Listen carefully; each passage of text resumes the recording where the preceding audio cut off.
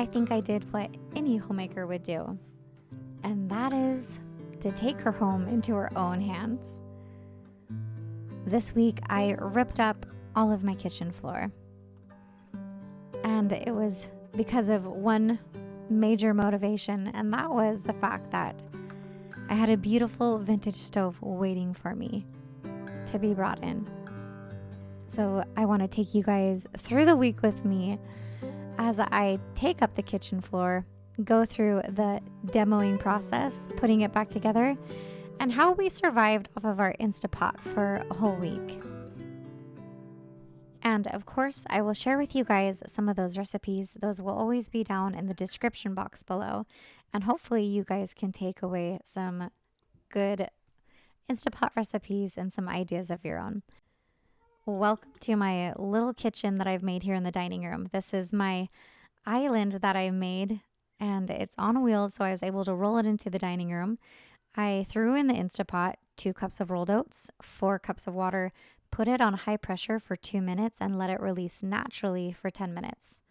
The nice thing about the Instapot, especially in the circumstances where you can't use your kitchen or maybe you're really short on time and space, is that it doesn't need a lot of space, not a lot of prep work, maybe just a cutting board, and everything is pretty much a one-pot meal.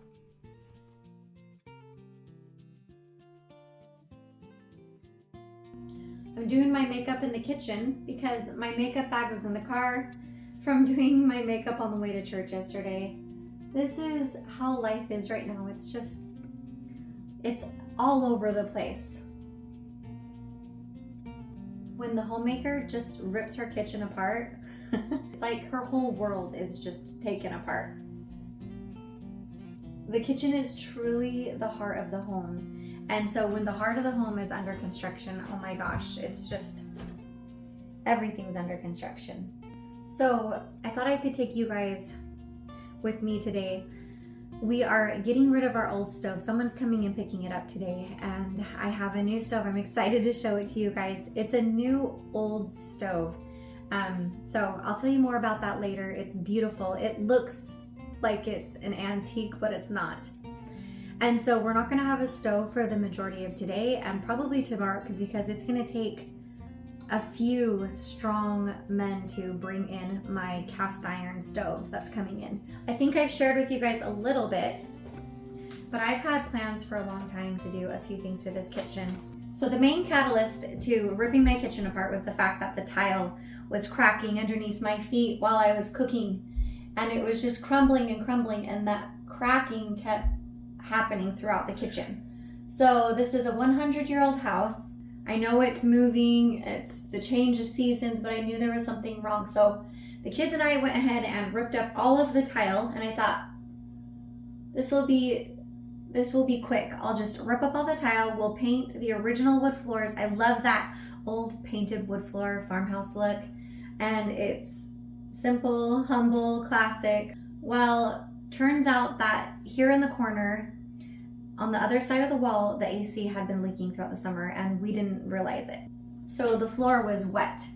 So then we had to rip out this cabinet and bring the fridge out, get all the tile out under there, clean it all out, drying it out with a dehumidifier, fan, all the things. Turns out it was a really good thing that we ripped up the floor when we did, because this could have been a bigger problem down the road with mold issues and all sorts of things.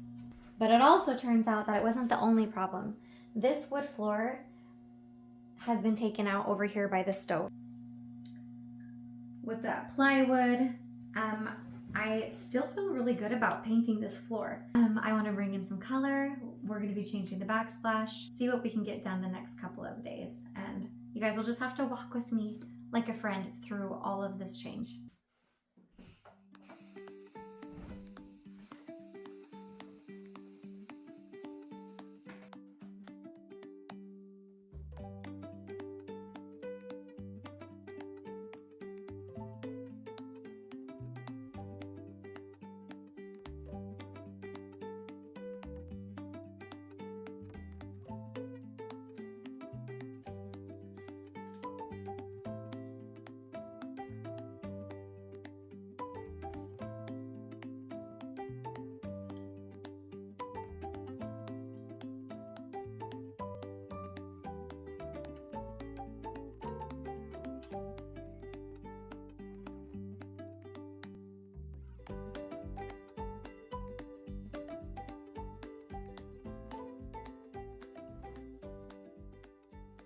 today I went over to the hardware store and picked out the colors for the floor. So this is my plan. We're going to paint this wood floor. It's super cute and old original wood floor. So before I can do anything with paint, my hope is to get the floor finished and prepped. I need to sand it, need to fill in all of the holes and things. I'm going to use this wet putty or rock hard water putty to fill those in, and maybe possibly do some sort of like texture over the plywood. I did get this Rust-Oleum Professional Performance grade stuff, which is heavy duty, like people paint cars and buses with it. So it should be really solid, durable stuff. And I also got a paint hardening to go inside of it, which will make it harder and also dry twice as fast, let's hope. So I need to mix that in with this, but normally this comes in this ultra white. I got it mixed, or I had them tint it to match Sherwin-Williams Antique White. And then I picked up Sherwin-Williams Antique White to go on the walls. Now this is the fun part. For the cabinets, I've been talking about adding color. I know a lot of you guys love the bright white kitchen. I'm still going for, you know, something light and bright as well. But I wanted to add some color, and maybe I can put in some pictures up above to show you some Pinterest inspiration as well. But I'm thinking something like this on the lower cabinets. And I like the Magnolia Home colors by Joanna Gaines, but I don't love Magnolia prices. And I'm kind of fond of Sherwin-Williams anyway, and so I always pick out some colors. I go grab them from Ace Hardware, from Magnolia Home, and take them over, and they match them for me over at Lowe's and Sherwin-Williams. So the two colors I picked out were Lemony and Bright Days. Loving these warm kind of mustardy colors. You know, I'm obsessed with this color lately, but I have been seeing it in a lot of kitchens online. And so my idea is to paint the lower cabinets in this color and keep the upper cabinets light and white, possibly repaint them antique white. I just kind of want them to kind of not disappear, but just keep it open and light and airy. My stove has some of this like cobalt blue in it, painted at the top. This is a flow blue plate, china piece, and I want to accent with some of these blue colors. So, you know, just look how great this looks with these mustardy colors and these blue accent. I think it's gonna look fabulous. So this is the whole inspiration and idea that I'm going for. I just need to get this floor tackled. I also have some butcher block, really warm wood. I think it's called Spice from Lowe's. That's coming to go in on these cabinets, and that's gonna be down the road.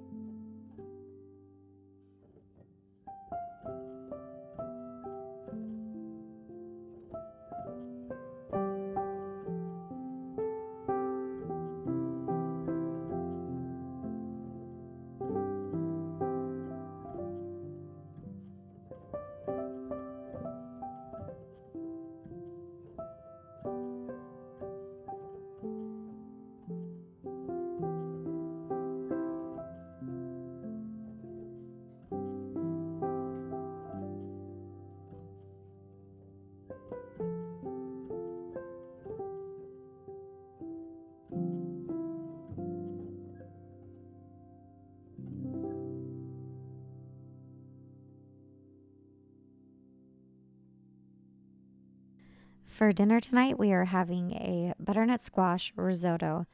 And a couple of days ago, I boiled a whole chicken here in the Instapot. And so I have some chicken broth that's ready to go, and a whole chicken that we're going to use for a couple of different meals this week.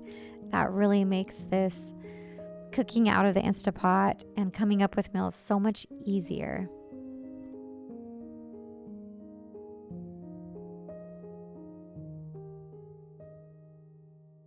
Much of this week's days were filled with demoing the floor, doing homeschool, trying to keep up with normal chores. And so dinner was mostly cooked after dark. It's been getting dark so early, so the lighting isn't great in a lot of these dinner shots, but this butternut squash chicken risotto was great, just a one pot meal, and it was perfect. And after that, I put the baby to bed and got back to work in the kitchen, working with the putty and making a texture to go over the plywood. I think most people would just cover this old floor up with vinyl or laminate or whatever, but I am really a restoration type of a girl. I'm in love with the original old house, and I really am just wanting to hold on to that character. I feel like it is the spirit of my home.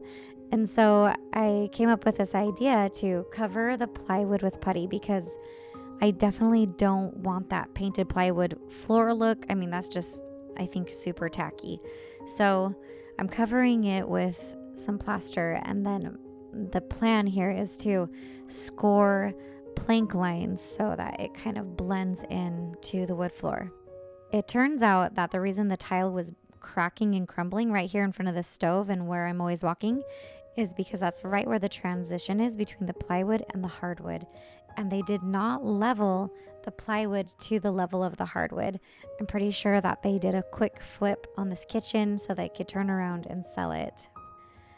Although I couldn't do a whole lot about the level, I tried to smooth that out as much as I could. I did like the way that the texture and the planking turned out with this putty. And I think overall I can put down a runner or something here in front of the stove area and it will look pretty darn good. I'm pretty satisfied with it. And if anything, I'm just really embracing this old house charm and all of the imperfections that go with it. So it just doesn't need to be perfect or even look new and flawless.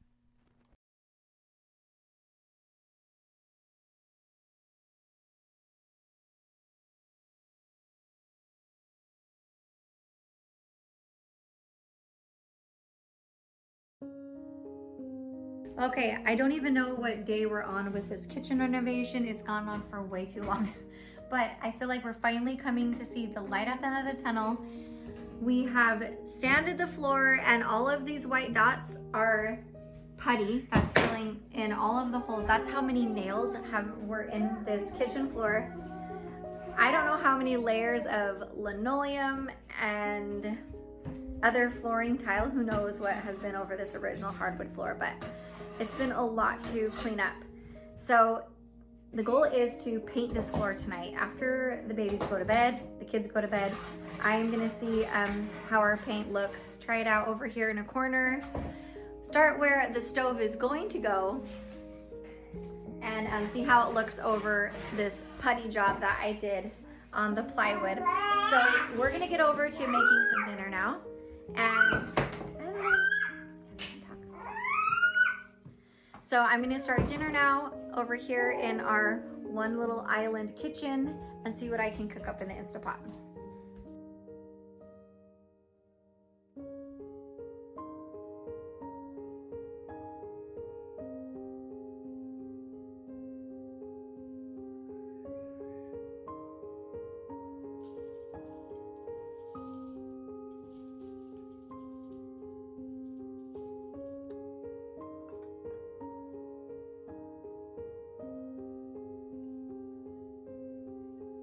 For dinner tonight, we're having a chicken Alfredo, and I needed to use up some bacon, so we're starting it out by sauteing some bacon, some garlic, and we're using the rest of our chicken that we made earlier. It's just super simple, and I'm adding milk and water and all of the pasta. I threw in some broccoli that needed to get used. And then we're going to cook it here in the Instapot just for a couple minutes. I'll put the recipe down in the description box. and then you let it release for just a little bit, and then add in some Parmesan, and I added a can of evaporated milk, or you could add cream, but it was so tasty and all the kids loved it. Each night I have been staying up doing some of the things that I just can't do when Evelyn and the kids are up. Painting is one of those things. So here we are on the following day, and today I am rushing to get dinner on the table. We have an activity that we need to get to. The floor has another coat and it's drying, and it's a good thing that we're leaving the house because this enamel paint is so strong. So definitely plan on painting when you're out of the house, or just make sure it's very well ventilated. For tonight, we're making a quick beef and vegetable soup. I'm dancing around the painted parts of the kitchen. I left myself a couple pathways to walk through so that I wouldn't step on my paint. I'm grabbing just a couple simple seasonings, some Italian herb blend, and one of my favorite 21 seasoning spices from Trader Joe's. I just sauteed some hamburger and threw in a bunch of vegetables, some turnips and carrots and potatoes, celery. I think I had some broccoli in there. Put some water in there. I would use beef broth if I had it, some Worcestershire, and some of those seasonings that I mentioned earlier, and that's it. I think I had it cooking for about 20 minutes in the Instapot. So I didn't really follow a recipe. This is just flying by the seat of my pants here. I have one more And we coat were to so go on this excited floor, when we and came it back will home be and the floor was it's nice looking and pretty dry. good. I can't tell you how ready I am to be done with this project. I am planning on taking off the backsplash, and I have some beadboard that will be going up. Tonight we are hopefully, fingers crossed, moving the heavy cast iron vintage stove in here, and so I need to move some of this off, and so we can put some of the beadboard up here, because once that baby gets put in the kitchen, it is not going anywhere. It is a beast. It is so heavy. It's cast iron, and I'm so excited to have it in here. Yes, we're so excited to have our kitchen back. Yes. Yep. So instead of going with a latex paint that you would normally put on your wall or anywhere else in your house, maybe you're painting furniture, I went with a enamel paint here on the floor, like the heavy duty stuff, the type of paint that you would paint like a car with or a bike, something like that. So my dad is a professional painter by trade, and he recommended using an oil-based enamel paint. So look, you can hardly see this. This is a high performance Rust-Oleum professional grade enamel oil-based paint. The nice thing about this enamel paint is that it's like, it dries rock solid. It's definitely not going to peel up. It's not coming off the floor, and it's also really shiny and glossy, which makes it easier to clean up. Another thing that adds to the gloss, not just for gloss purposes, but this catalyst hardener, my dad also recommended that I go pick up, because the enamel oil-based paint takes a very long time to dry. It says about 24 hours between coats, and honestly, who has time for that? I don't. Mama 4 kids, this is the kitchen. We actually need to access certain things in here, and this stuff right here made the drying process so much faster. It increases the glosses, it increases the hardness, which is great for the floor, and it reduces the dry time. So this is a must. It's a $25 little can, but it was well worth the addition just for dry time and for the purposes of the floor. A couple things you might want to know if you're painting with your enamel oil floor is it is very smelly and very strong. You're gonna want a really good mask when you use this, and a well ventilated space. I had a fan going, I had a dehumidifier going. I pulled off my broomstick off of my everyday broom, put the roller on here, and rolled away on the floor. And I knew if I just painted over this plywood that it was just gonna look like painted plywood, and that was be totally tacky. I have this really old Martha Stewart living kit, but You can find some of these tools on Amazon as well. If you look up tools or brushes for faux wood treatments. So I had some of these already.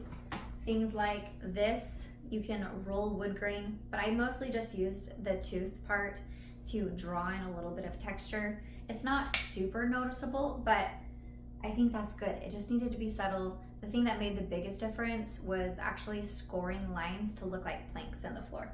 So I was really happy with how that looked out, how that turned out, considering the problem with the plywood.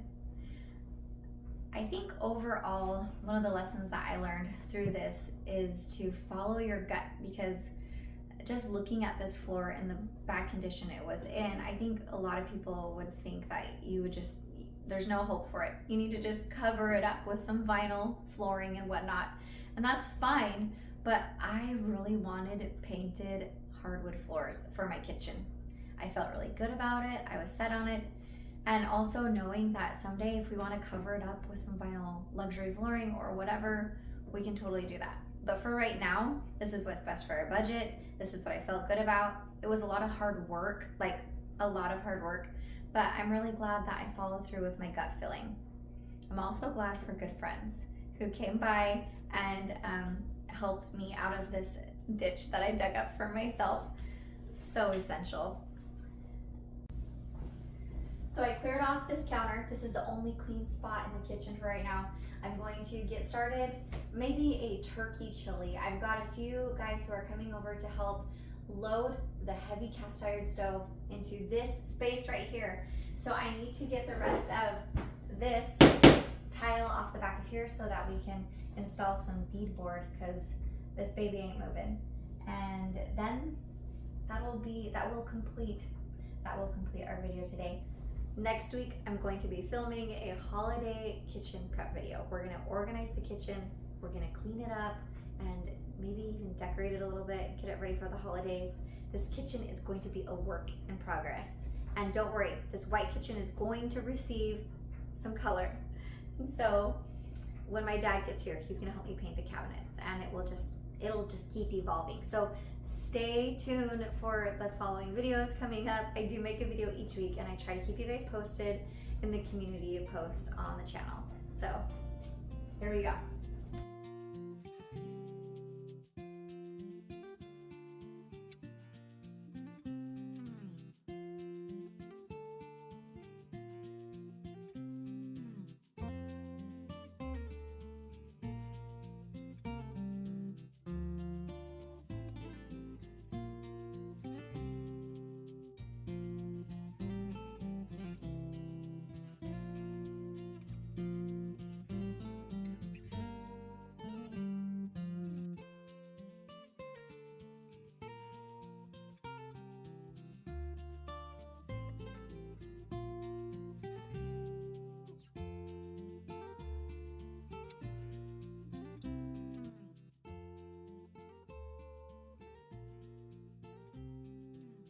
I'll put the recipe for this white bean chicken chili down below. It was very put together, very quick, just very off the top of my head.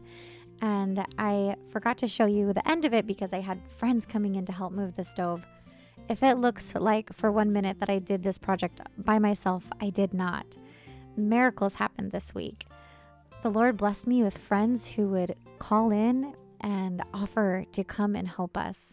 And I could not have made it through this week without the blessing of these friends. Well, she finally made it into the house, and I am so relieved that we've gotten to this point. And it just goes to show that our prayers are most often made to look like an old vintage wood burning stove, but it was actually made here on Earth. 2000s. The woman who owned it before me was an elderly woman who passed away, and she loved Corningware, and so she had the stove painted by an artist in Kansas City. Her family just didn't know what to do with it after she passed away. And so I found it on Facebook Marketplace, and I love the ornate details of the stove, and it actually has one baking chamber. So it's quite updated considering that it looks so vintage. I think it's beautiful. It has cast iron units.